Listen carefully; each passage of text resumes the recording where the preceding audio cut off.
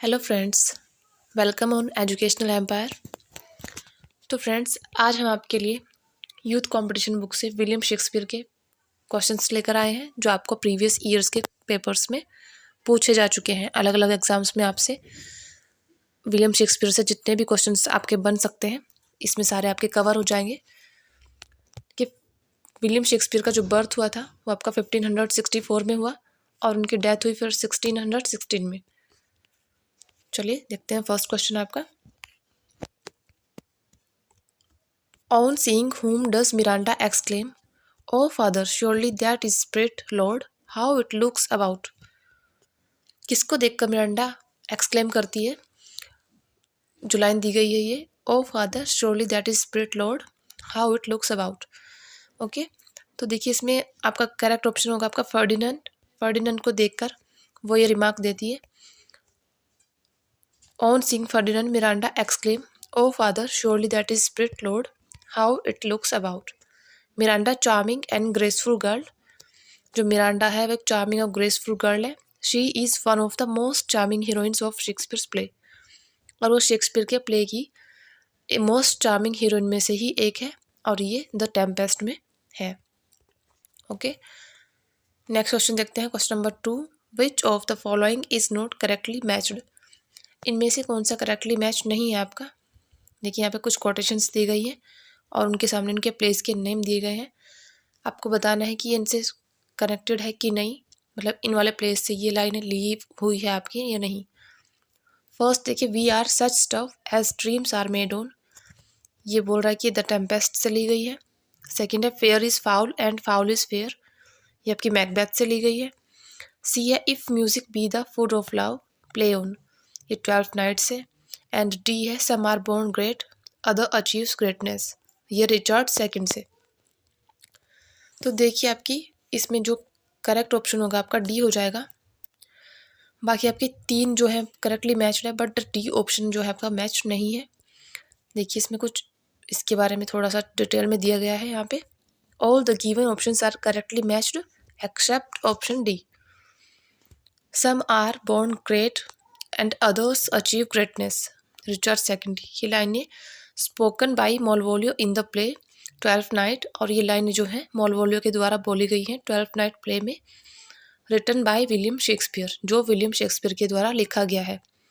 It is a comedy, यह comedy है। Centres on the twins, जिनका जो सेंटर है वो 2 ट्विंस हैं, Viola and Sebastian, who are separated in a shipwreck. इस प्ले में जो 12th नाइट प्ले है आपका, इसमें जो सेंटर्स है वो ट्विंस हैं इनके, वॉयला एंड सेबेस्टियन, ये ब्रदर एंड सिस्टर्स हैं और ये शिपरैक में सेपरेट हो चुके थे, इनके अलग हो गए थे। And its main source is a prose tale, इसका जो मेन सोर्स है वो प्रोज टेल है, अपोलोनियस एंड सिला, जो 1581 में आया था, by Barnabe Riche. An English version of an Italian tale by Cinthio novelist. Okay, and the subtitle of the play is what you will, इसका subtitle है play का 12th night का what you will. बहुत important है, पूछा जा चुका है आपका एग्जाम में ये भी। नेक्स्ट देखते हैं question number 3, who in Richard second kills Richard when he hears of Henry's coronation? Richard second में रिचर्ड को कौन मार देता है जब सुनता है वो हेनरी का कॉरोनेशन यानी कि राज्याभिषेक? तो ये होते हैं आपके पायर्स एक्सटन, जो रिचर्ड को मार देते हैं उसके हेनरी के राज्याभिषेक के बारे में सुनते ही। ठीक है, Piers Exton kills Richard, Piers Exton जो है रिचर्ड को मार देते हैं when he hears of Henry's coronation in the play Richard second. Okay, it is a history play written around 1595, और ये एक हिस्ट्री प्ले था जो 1595 के अराउंड लिखा गया था, based on the life of king Richard second of England, और ये इंग्लैंड के किंग रिचर्ड सेकंड की लाइफ पर जो है आधारित था। And chronicle his downfall and the machinations of his nobles. ठीक है, William Shakespeare has written 37 plays and 154 sonnets in his entire career. William Shakespeare ने अपने एंटायर करियर में जो थे 154 सोनेट्स लिखे थे और 37 प्लेज लिखे। The play Richard second was performed at the globe theatre on 12th जून 1631। जो ये इनका प्ले था ग्लोब थिएटर में परफॉर्म हुआ था 1631 में 12th जून को। Okay, the historical place of Shakespeare cover the period of English history of England over a period of about 350 years. और जो शेक्सपियर के हिस्टोरिकल प्लेस हैं वो इंग्लैंड की इंग्लिश हिस्ट्री के जो पीरियड था उसको कवर करते हैं अबाउट 350 ईयर्स का। ठीक है, तो यहाँ पर इनमें जो है आपके क्वेश्चंस के साथ साथ उनका एक डिटेल्स डिस्क्रिप्शन दिया गया है जो आपके एग्ज़ाम्स के लिए बहुत बेनिफिशियल है आपके, इसलिए आपका काफ़ी हद तक एक क्वेश्चन के साथ बहुत सारे क्वेश्चंस आपके इसमें रेडी हो जाते हैं, इसलिए ध्यान से आप इनको कीजिए। ठीक है, क्वेश्चन नंबर 4 देखते हैं। हु स्पीच इज दिस, किसकी स्पीच है ये? एक present fears are less than horrible imaginings. ठीक है, तो ये जो स्पीच है आपकी ये मैकबेथ के द्वारा दी गई है। ऑप्शन नंबर ए इसमें करेक्ट हो जाएगा यहाँ पर। ठीक है, और देखिए the given famous speech present fears are less than horrible imaginings is spoken by Macbeth in the play Macbeth. Macbeth play में मैकबेथ के द्वारा ही ये बोली गई है और ये एक्ट फर्स्ट और सीन थर्ड में इन्होंने बोली थी। The play Macbeth is a tragedy, जो मैकबेथ प्ले है ये एक ट्रेजेडी है, विलियम शेक्सपियर के द्वारा लिखी गई। इन अबाउट 1606 में ये आई थी। First published in the first folio of 1623 by Hemings and Condell. इनका फर्स्ट फोलियो पब्लिश हुआ था 1623 में और ये इन्होंने हेमिंग्स और कॉन्डेल ने पब्लिश कराया था और उसमें ये पहली बार पब्लिश हुई थी। The source of the play is हॉलिनशेड chronicles, और इस प्ले का जो सोर्स है वो है इनका हॉलिनशेड क्रॉनिकल्स जो 1587 में आया था। ठीक है, and hero of the play is Macbeth and heroine of the play is lady Macbeth. ठीक है, तो 5 क्वेश्चन देखते हैं। In the Tempest what are Miranda and Ferdinand doing in the final scene. Tempest play में जो Miranda और Ferdinand होते हैं वो फाइनल सीन में क्या कर रहे होते हैं ये आपको बताना है। तो देखिए वो प्लेइंग चेस, यानी कि वो चेस खेल रहे होते हैं, शतरंज। देखिए सारे के सारे क्वेश्चन ही आपके किसी ना किसी एग्जाम्स में पूछे गए हैं। ये देखिए यूपी PSC GDC 2021 का क्वेश्चन है। सारे क्वेश्चंस कहीं ना कहीं से पूछे गए हैं, इसलिए आपको जो अगर आप ये वाले क्वेश्चंस भी अपने सारे के सारे रेडी कर लेते हो तो आपके मुझे नहीं लगता कि एग्ज़ाम में कोई भी क्वेश्चंस आपके छूटने का चांस होगा इसमें से। तो ठीक है, देखिए इसका answer. In the Tempest Miranda and Ferdinand were playing chess in the final scene. Final scene में वो चेस खेल रहे होते हैं। And the Tempest is the last play by English dramatist William Shakespeare. जो टेम्पेस्ट होता है वो शेक्सपियर का लास्ट प्ले होता है। There are 5 acts in the play. इस प्ले में जो है 5 एक्ट्स होते हैं। First written and performed about 1611 and published in the first folio of 1623। ये जो था इन्होंने लिखा था 1611 में और फर्स्ट फोलियो में पब्लिश हुआ था फिर इनका। It is classified as a comedy in the first folio, और फर्स्ट फोलियो में इसको क्लासीफाई किया गया था एक कॉमेडी के रूप में, तो टेम्पेस्ट को। ओके, नेक्स्ट क्वेश्चन देखते हैं 6। Who called Shakespeare N upstart crow. Shakespeare को एन अपस्टार्ट क्रो कौन बोलता है? तो ये थे आपके रॉबर्ट ग्रीन जिन्होंने इनको बोला था एन अपस्टार्ट क्रो। ठीक है, तो देखिए इसके बारे में डिस्क्रिप्शन देख लेते हैं थोड़ा सा। Robert Greene is renowned for his connections with William Shakespeare. ठीक है, ही अटैक्ड ऑन शेक्सपियर, वो शेक्सपियर अटैक करते हैं in Groats worth of feet as an upstart crow.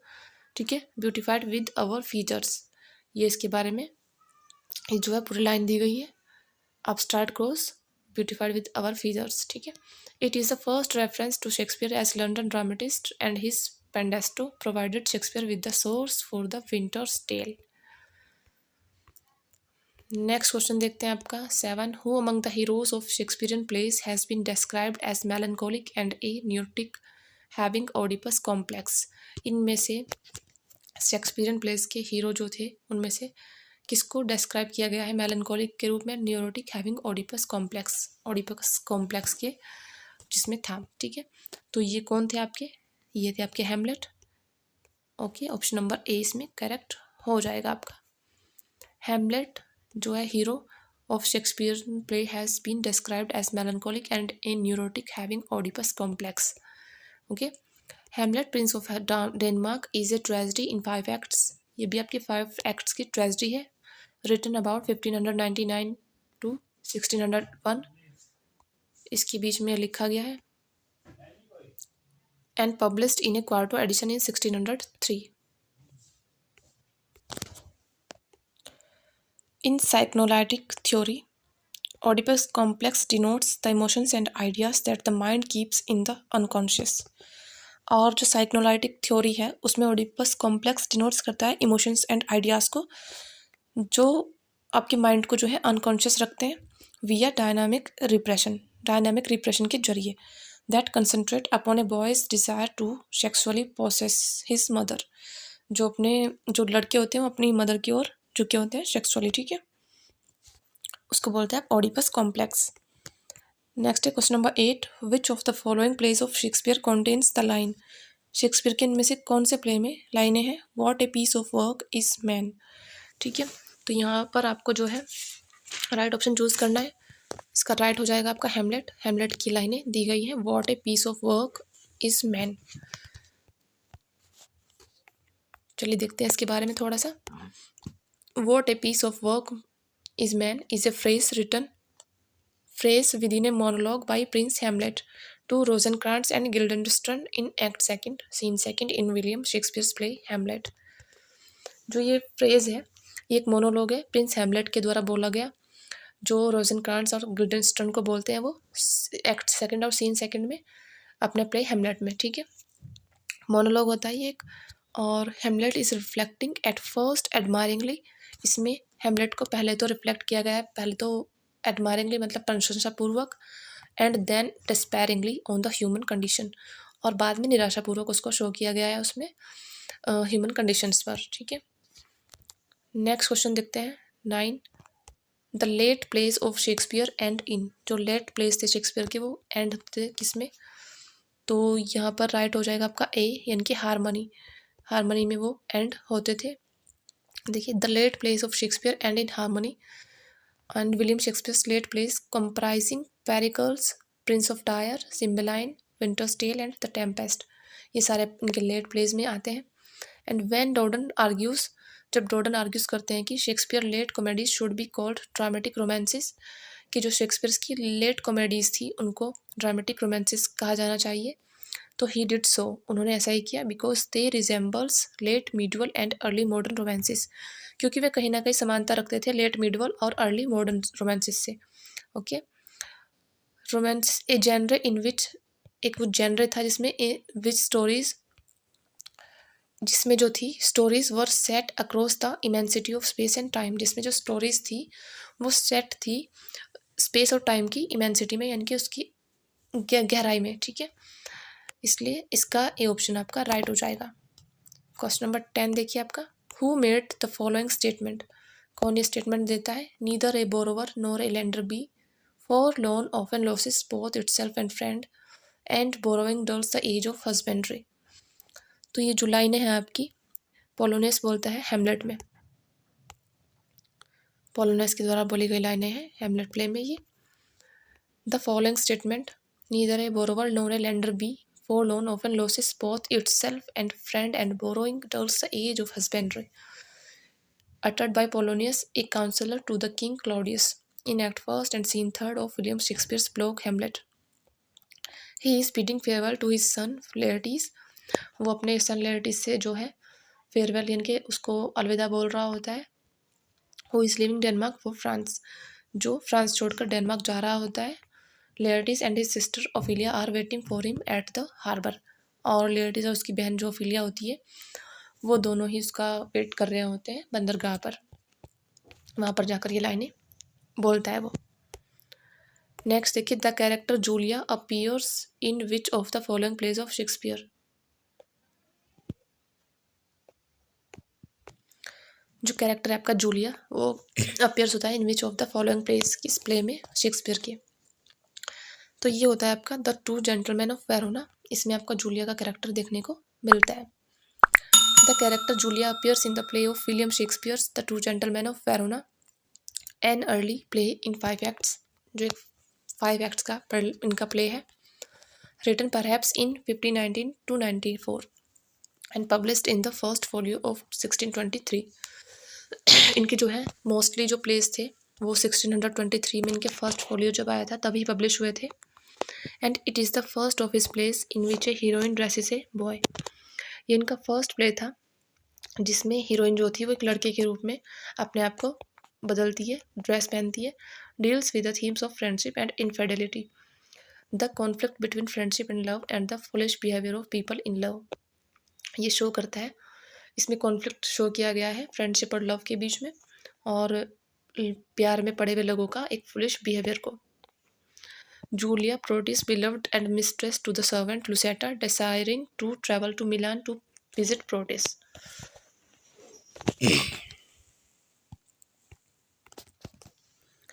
Question number 12 देखते हैं. Ariel in the Rape of the Lock by Alexander Pope is a supernatural agency of. जो rape of the lock में aerial है, तो ये Alexander pope का लिखा गया एक वर्क है, is a supernatural agency of.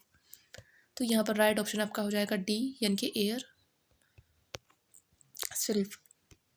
Aerial in the rape of the lock by Alexander Pope is a supernatural agency of air or sylph, guardian spirit of the air designed to protect virgins. और जो spirit होती है ये air की, ये virgins को जो है प्रोटेक्ट करती है, उसके लिए डिज़ाइन की गई है। Distinct from some of the other overtly malicious supernatural being in the form. The sylph who dwells in the air serve as Belinda's personal guardians. They are devoted lover-like to any woman that rejects mankind. 13 देखते हैं. What might the speaker mean when he addresses time in a Shakespearean sonnet and declares that I will be true despite thy सीधे and thee. तो देखिए यहाँ पर ए में दिया है time preserves human life, B में है with time comes change, time creates opportunities and time removes human life. Choose the correct answer from the options given below. इसमें से आपको राइट ऑप्शंस चूज करना है, तो यहाँ पर जो राइट ऑप्शन होगा आपका 13 में वो है आपका C, B and D only.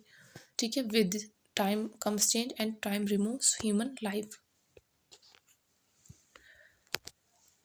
The speaker might mean, जो स्पीकर है वो कहना चाहता है कि मैं ही एड्रेसेस टाइम, वो टाइम को एड्रेस करता है in Shakespearean sonnet and declares, Shakespearean sonnet में टाइम को एड्रेस करता है और वहाँ पर घोषित करता है कि आई विल बी ट्रू, कि मैं सच होऊंगा despite the scythe and the, with time comes change and time removes human life. Time change हो जाता है और टाइम्स जो है, जो टाइम है वो ह्यूमन लाइफ को बिल्कुल ही रिमूव कर देता है।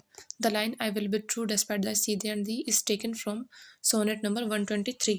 सोनेट 123 से लिए गए लाइनें हैं ये आपकी, जो शेक्सपियर के द्वारा लिखा गया है। And depicts the revenge of time and how he sees himself, his love and his character as beyond them. और जो है यहाँ पर वर्णित है टाइम का जो रिवेंज होता है वो, और and how he sees himself, और वह खुद को कैसे देखता है क्या अपने प्यार को, और his character as beyond them, और उसका जो कैरेक्टर था वो उनसे बहुत परे होता है। इन द लाइन, इन लाइनों में the speaker says that no matter what happens in the world, वो कहते हैं कि कोई विषय नहीं है कि दुनिया में क्या हो रहा है, he is going to be true to himself and to his love, बस वो अपने और अपने प्रेम के प्रति जो है ईमानदार होना चाहता है। क्वेश्चन नंबर 14 देखिए. व्हाट वाज पुअर योरिक इन हेमलेट. हेमलेट में जो पुअर योरिक था वो क्या था, तो ये था एक जेस्टर, ठीक है, जिसको ठिठोलिया बोलते हैं, हंसी मजाकिया. Okay, poor Yorick in the play Hamlet was a jester in act 5 scene first of Hamlet. Hamlet is talking to a grave digger. Hamlet जो है ग्रेव डिगर से बात कर रहा होता है. And the grave digger picks up a skull and says, और जो ग्रेव डिगर होता है वो स्कुल यानी कि खोपड़ी को उठाता है और कहता है कि it has been there for 23 years, या यहाँ पर 23 ईयर्स से है. And it belong to Yorick, और यह योरिक की है. The court jester and childhood friend of Hamlet's, जो हेमलेट का बचपन का दोस्त था और कोर्ट जेस्टर था. ठीक है, नेक्स्ट देखिए 15. Who is the author of the essay Lear, Tolstoy and the fool. इसका कौन है इसका ऑथर, तो यहाँ पर राइट हो जाएगा आपका B, George Orwell. George Orwell इसका जो है ऑथर है. Lear, Tolstoy and the fool is an essay by George Orwell. It was inspired by a critical essay on Shakespeare by Leo Tolstoy and was first published in the Polemic March 1947. ठीक है, in this essay Orwell analyses Tolstoy criticism of Shakespeare's work in general and his attack on King Lear in particular. इस ऐसे में जो Orwell होता है वो analyse करता है टोल्स्टॉय के क्रिटिसिज्म को जो उन्होंने शेक्सपियर के वर्क पर किए थे, और मेनली किंग्स लियर में. ठीक है, क्वेश्चन नंबर 16 देखिए. Which character in Hamlet utters the lines. Hamlet में कौन सा करेक्टर लाइन्स बोलता है? Something is rotten in the state of Denmark, कि डेनमार्क के स्टेट में कुछ तो सड़ रहा है। तो यहाँ पर राइट ऑप्शन आपका मार्सलेस हो गया। मार्सलेस लाइने जो है बोलता है। The line something is rotten in the state of Denmark, this lines is spoken by Marcellus in act first scene fourth. Scene fourth और एक्ट फर्स्ट में लाइनें बोली जाती हैं। As he and Horatio debate, जैसे कि जब वो और होरेशियो डिबेट कर रहे होते हैं, वेदर और not to follow Hamlet and the ghost into the dark night, कि उन्हें हेमलेट उसके पिता के घोस्ट को अंधेरी रात में फॉलो करना चाहिए या नहीं, तब की लाइनें हैं। क्वेश्चन नंबर 17 देखिए, characters of Shakespeare's play is a book of criticism written by. जो शेक्सपियर का कैरेक्टर है, शेक्सपियर्स प्ले की कैरेक्टर जो है, is a book of criticism written by, ये एक बुक है क्रिटिसिज्म की, किसके द्वारा लिखी गई है ये? तो ये जो बुक है आपकी विलियम हैजलिट के द्वारा लिखी गई है।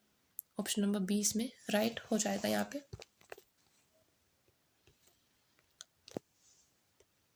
Character of Shakespeare's play is an 1817 book of criticism of Shakespeare's play written by early 19th century English essayist and literary critic William Hazlitt. Character of Shakespeare's play argues against a century and a half of criticism that show Shakespeare as a child of nature, deficient in art and full of faults. Question number 18 देखते हैं, विच नोटरियस critic of Shakespeare said, कौन सा नोटरियस critic है Shakespeare का जो कहता है कि that his plays were trivial and positively bad, and what was the title of work, yes क्या होना चाहिए था टाइटल, क्या था मतलब? तो इसका राइट ऑप्शन होगा आपका A, Leo Tolstoy on Shakespeare's and drama. उसका ये जो है इसमें ये क्रिटिक थे Leo Tolstoy. In the essay published as on Shakespeare's and drama, जो शेक्सपियर एंड उसके ड्रामा पर पब्लिश हुआ था इस 1960 में, टॉल्स्टॉय कहते हैं कि शेक्सपियर की जो प्ले है ट्रेवल एंड पॉजिटिवली बैड है, and labelled his enduring popularity pernicious and dismissed Shakespeare himself as an insignificant, inartistic writer who was not only moral but immoral. He also mentioned reading King Lear, Romeo and Juliet, Hamlet and Macbeth. Next देखिए, G. Wilson Knight's The Wheel of Fire is a collection of essays on. G. Wilson Knight's का जो The Wheel of Fire है ये collection है essays का, किस पर? तो यहाँ पर राइट ऑप्शन ए हो जाएगा, ये शेक्सपियर के प्ले पर है। ओके देखिए, George Richard Wilson Knights was an English literary critic and academic known particularly for his interpretations of mythic content in literature, and The Wheel of Fire 1949, a collection of essays on Shakespeare's play. He was also an actor, वो एक actor भी थे, and theatrical director भी थे, and considered an outstanding lecturer, और उनको एक शानदार जो लेक्चरर थे उनको वो भी माना गया है आउटस्टैंडिंग लेक्चरर। ओके 20 देखिए, which commentator calls Shakespeare's Hamlet an indifferent play, the lines but mean. कौन कमेंटेटर थे जो शेक्सपियर्स के हेमलेट को बुलाते हैं एन इंडिफरेंट प्ले? तो ये थे आपके Abraham rights. Option number A इसमें करेक्ट हो जाएगा यहाँ पे, ठीक है। तो अब्राहम राइट्स थे ये। Abraham rights put it in the 1630s. Hamlet was an indifferent play, the lines but mean. The story of death and intrigue at the Danish court was not new. जो story थी death की और इंट्रिग्यू की at the Danish court पर, वो नई नहीं थी। As with nearly all of Shakespeare's plays, जैसे कि बाकी और शेक्सपियर्स के प्ले में के साथ था। Hamlet was adapted from other sources, Hamlet जो था वो अदर सोर्सेज से अडेप्ट किया गया था, यानी कि ग्रहण किया गई थी उसकी स्टोरी, इसलिए उसको ये बोलते हैं इंडिफरेंट प्ले। 21 देखते हैं, AC Bradley's Shakespearean tragedy consist of dash lectures. तो यहाँ पर राइट हो जाएगा आपका D 10 लेक्चर्स थे इसमें। Andrew Cecil Bradley was an English literary scholar, ये एक इंग्लिश लिटरेरी स्कॉलर थे, best remembered for his work Shakespearean tragedy, और अपने जो उनका बेस्ट वर्क था शेक्सपियरियन ट्रेजेडी उसके लिए इनको जाना जाता है, जो 1904 में इन्होंने लिखा था। कंसिस्ट ऑफ 10 लेक्चर्स, इसमें 10 लेक्चर्स थे। AC barley has provided A study of the 4 great tragedies, और जो AC बार्ले थे इन्होंने इसको 4 ग्रेट ट्रेजेडीज की स्टडी प्रोवाइड की थी, हैमलेट, ओथेलो, किंग लियर और Macbeth, which reveals a deep understanding of Shakespearean thought and art, जो शेक्सपियर के थॉट यानी के विचार और कला को एक डीप अंडरस्टैंडिंग को रिवील करती है उनको। ओके, नेक्स्ट देखते हैं। The forest of Arden appears in, forest of Ardern कहाँ पर अपीयर होता है, तो ये होता है आपका एज यू लाइक इट में। The forest of Arden appears in the famous pastoral comedy as you like it, जो फॉरेस्ट ऑफ आर्डन है ये आपका फेमस पास्टोरल कॉमेडी है एज यू लाइक इट, उसमें अपीयर्स हुआ था, and written by William Shakespeare in 1599, और William Shakespeare के द्वारा लिखी गई थी ये 1599 में, और ये फर्स्ट टाइम पब्लिश हुई थी आपकी फर्स्ट फोलियो में, जो हुआ था आपका 1623 में publish. In as you like it में the forest of Arden represents the country life, और जो ये फॉरेस्ट ऑफ आर्डन होता है इसमें ये कंट्री लाइफ को रिप्रेजेंट करता है, and an escape from corruption, और करप्शन जो भ्रष्टाचार होता है उससे बचाव को भी प्रदर्शित ये करता है। While the duke's court represents corrupted city life, और जबकि ड्यूक का जो कोर्ट होता है वो रिप्रेजेंट करता है करप्टेड सिटी लाइफ को। ओके, चलो नेक्स्ट क्वेश्चन देखते हैं। 23, who authored the long essay commenting on the porter seen in Macbeth, ठीक है, ये जो पोर्टर सीन है मैकबेथ में इस पर कमेंटिंग लॉन्ग एसे कौन, उसका जो ऑथर है वो कौन है लॉन्ग एसे का, तो देखिए यहाँ 23 का जो राइट ऑप्शन होगा वो हो जाएगा आपका B, Thomas De Quincey. Thomas De Quincey ने ये ऐसे लिखा है। देखिए, on the knocking at the gate in Macbeth is an essay in Shakespearean criticism by the English author Thomas De Quincey, इनके द्वारा लिखा गया था ये, and first published in the October 1823, first time publish हुआ 1823 अक्टूबर में, edition of the London magazine की edition में। दो brief less then 2000 words in length, इसमें 2000 वर्ड्स हैं लेंथ में। It has been called Thomas De Quincey's finest single critical piece, और इसको थॉमस डी क्वेंसी का फाइनेस्ट सिंगल क्रिटिकल पीस कहा गया, and one of the most penetrating critical footnotes in our literature. Okay, और ये एक मोस्ट पेनेट्रेटिंग क्रिटिकल फुटनोट्स था हमारे लिटरेचर में। Commentators who are dismissive of De Quincey's literary criticism in general make an exception for his essays on Macbeth. The essay concerned Act 2nd, Scene 3rd in the tragedy of Macbeth, and Lady Macbeth is succeeded by Macduff and Lennox knocking at the gate of the castle. Next देखिए 24, who said the hero of Shakespeare's great classical trilogy is Rome, कौन कहता है Shakespeare की जो great classical trilogy है रोम में Shakespeare के जो हीरो है उनकी, ठीक है, तो ये आपका विल्सन नाइट्स होते हैं। Wilson Knight was an English literary critic, Wilson Knight जो है वो इंग्लिश लिटरेरी क्रिटिक थे, and academic known particularly for his interpretation of mythic content in literature. The wheel of fire a collection of essays, the wheel of fire है ये essays का collection है on Shakespeare's play, Shakespeare के play पर। Okay, he was also an actor and theatrical director, वो एक actor भी थे और साथ में थिएटिकल डायरेक्टर भी, and considered an outstanding lecturer, और उनको एक आउटस्टैंडिंग लेक्चरर भी माना जाता है। नेक्स्ट क्वेश्चन देखते हैं 25, which of Claudius and Laertes' traps for Hamlet succeeds in killing him, तो देखिए इसमें यहाँ पर 25 का जो है राइट ऑप्शन हो जाएगा आपका C, the poisoned dagger. Okay, according to UPHSC commission's correct option C के उसके अकॉर्डिंग जो था सी ऑप्शन में राइट था, because in the given play Hamlet the poisoned sword has been denoted in act 4 and scene 5, Hamlet में जो था denote किया गया था पॉइजन्ड स्वॉर्ड एक्ट 4 और सीन 5 में। ओके, नेक्स्ट देखते हैं 26, to which festival does the title of the play 12th night refer? कौन से फेस्टिवल को रेफर करता है टाइटल जो है 12th नाइट का, वो आपका बताना है। तो यहाँ पे करेक्ट होगा आपका ए, एपिफेनी। एपिफेनी को करता है। The title of 12th night refers to the 12th night of Christmas. जो 12th नाइट का टाइटल है वो रेफर है 12th नाइट, क्रिसमस की 12th नाइट को। Also referred to as the eve of Epiphany, और ये रेफर है also the eve of Epiphany को। ए डे दैट कमेमोरेट्स, एक दिन जो कमेमोरेट्स करता है the visit of the Magi of the baby Jesus and is often celebrated with a temporary suspension of rules and social orders. Okay, next देखिए, who of the following was not a predecessors of William Shakespeare.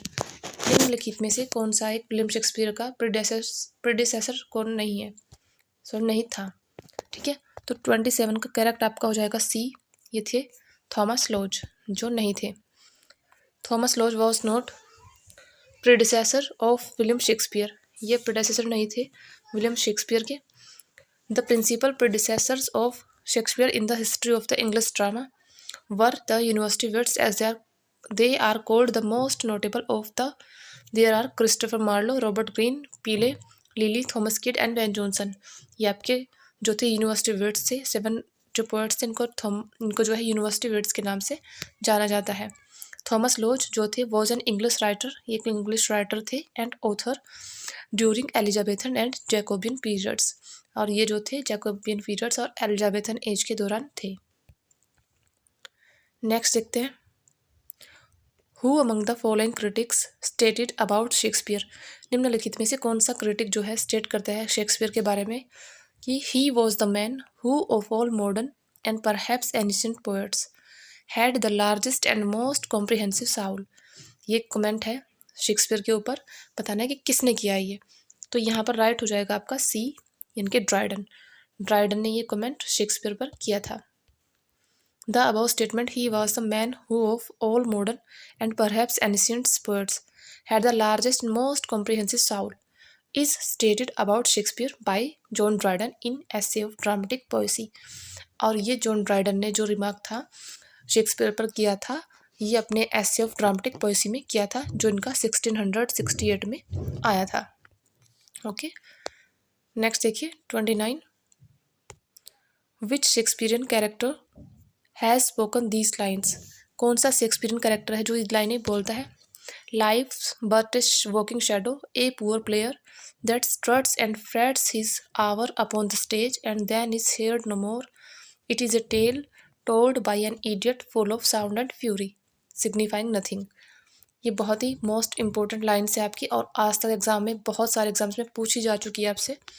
ठीक है, तो आपको most important इस पर लिख लेना है बिल्कुल। ठीक है, तो यहाँ पे देखिए मैकबेथ के द्वारा बोली गई लाइनें हैं आपकी, मैकबेथ इनको बोलता है।